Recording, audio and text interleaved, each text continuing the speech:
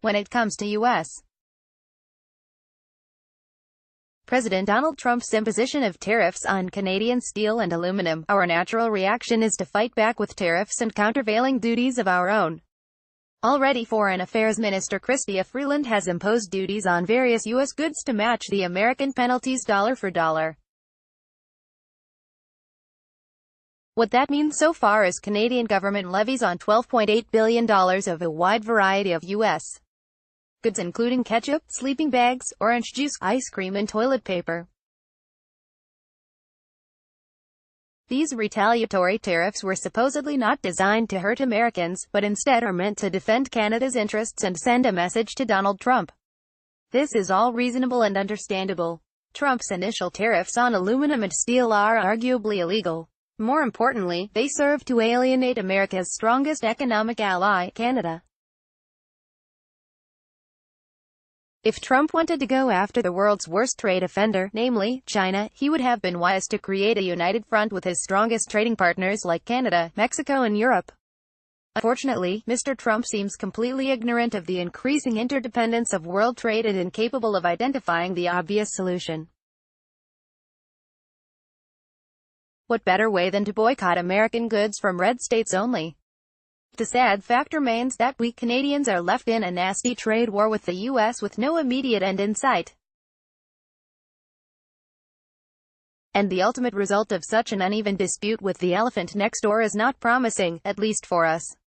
So, it is perfectly understandable that Canadians want to strike back and do their part in this Trump-initiated trade war. And, so far, that means that individual Canadians have taken it upon themselves to boycott any and all American goods. Whether it's Heinz ketchup, Kentucky bourbon, Harley-Davidson motorcycles or Hershey's Twizzlers, many of us have decided to stop purchasing goods coming from south of the border. Much as I sympathize with this approach, it seems somewhat unfair. As things now stand, our new tariffs on American goods hit certain states the hardest, states such as Ohio, Michigan, Pennsylvania, New York and Illinois.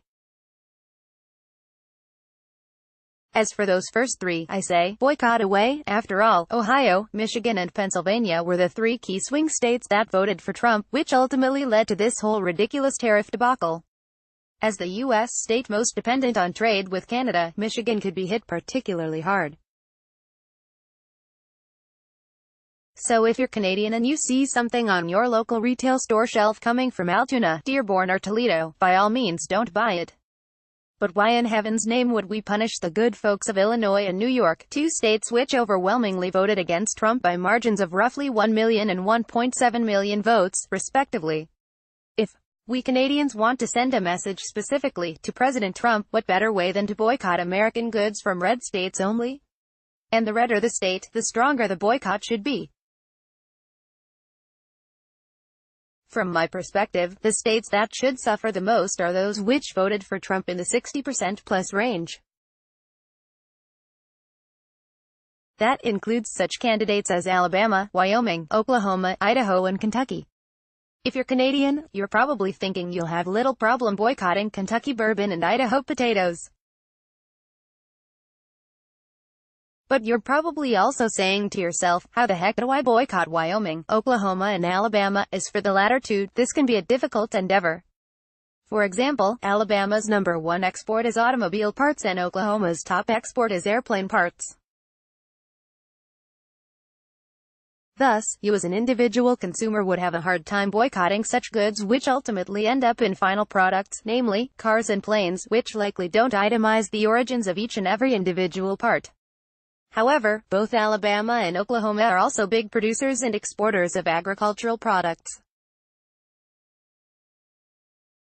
So it might pay to read food labeling carefully and give a pass to anything originating in either state.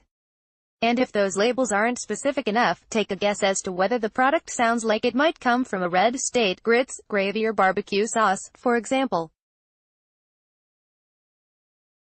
As for Wyoming, remember they have more cattle than people, so just stop buying their beef. Now I'm not saying my proposed approach will be easy, but let's give it our best Canadian shot. Spend those few extra seconds or minutes reading product labels and identifying red state goods. You may even have to do without some of your favorites if they come from Trump-loving states, like hot sauce and Zapp's potato chips from Louisiana, saltwater taffy from South Carolina, or baked hams from Tennessee. Before you make that purchase of American goods, just do a quick check on your smartphone and see where in the US it comes from. If it originates in a red state like Texas or Mississippi or Iowa, give it a pass. But if it's an apple-based snack from Washington State, or a Brooklyn-sourced candy treat, or, most importantly from my perspective, a California-made wine, go ahead and buy it. Remember, it's easy. Blue means go and red means stop. Once you get the knack of this approach, it shouldn't be too hard. Check which state a product comes from and then see if it's a red or blue state. After a while, you'll likely know which state is which without even checking if you don't know already. And your initial less than sophisticated general boycott of American goods will quickly become a refined, specifically messaged blacklist directed only at those Trump-loving folks in red states who, after all, were the ones who created this mess in the first place.